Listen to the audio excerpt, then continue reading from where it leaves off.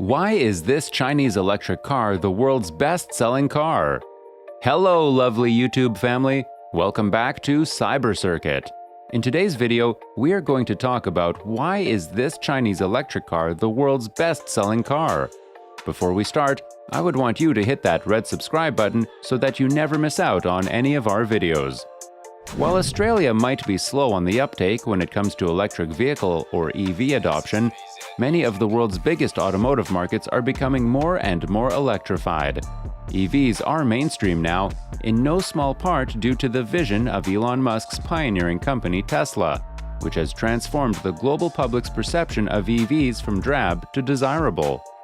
The Tesla Model 3, Tesla's smallest and cheapest vehicle, is officially the world's best-selling electric car of all time with close to 1 million units sold, and was the world's top-selling plug-in electric car, or PEV, for 3 years running, from 2018 to 2020.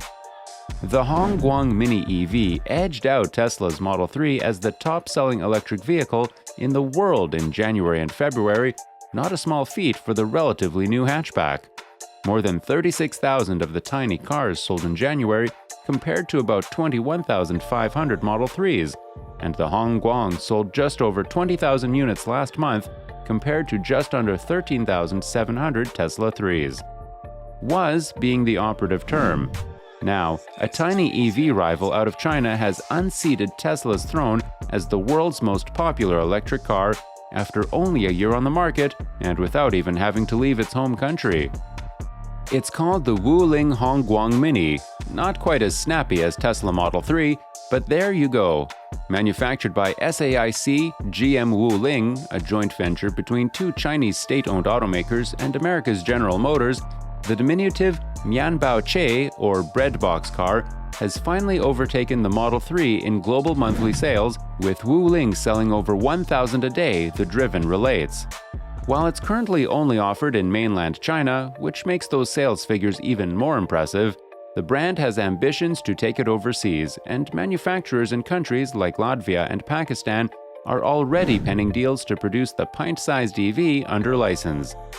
Less than 3 meters long and putting out an equivalent of 13 kilowatts from its single motor, it's a truly titchy thing. But so is the asking price, around 5,700 Australian dollars. That's cheap by anyone's standards.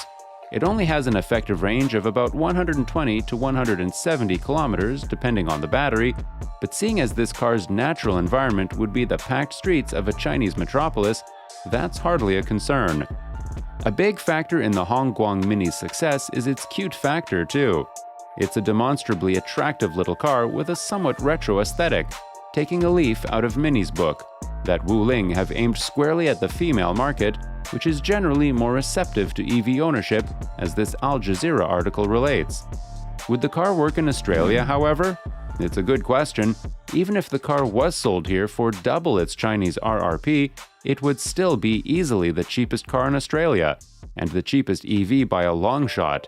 The cheapest EV available down under currently is the MG ZS EV, which starts at $40,990 before on-road costs.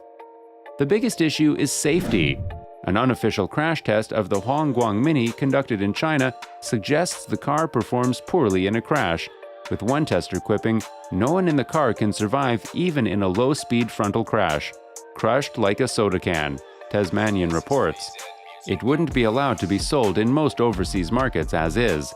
Guess you get what you pay for. China has long been the world's #1 producer of EVs, as well as the world's largest market for EVs. Home to over half the world's fleet, the Middle Kingdom has quickly and enthusiastically embraced EV technology in a way that makes other automotive giants like Japan and the United States look like real laggards. The people's Tesla is successful for a reason. It's cheap, and it sacrifices safety and creature comforts in the pursuit of cheapness. But its success should be a wake-up call to Tesla, America, and the rest of the world.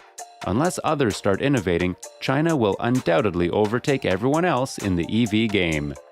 That's all for today. I hope you liked the video. If you did, make sure to hit that like button and subscribe to the channel so that you never miss any amazing video from us.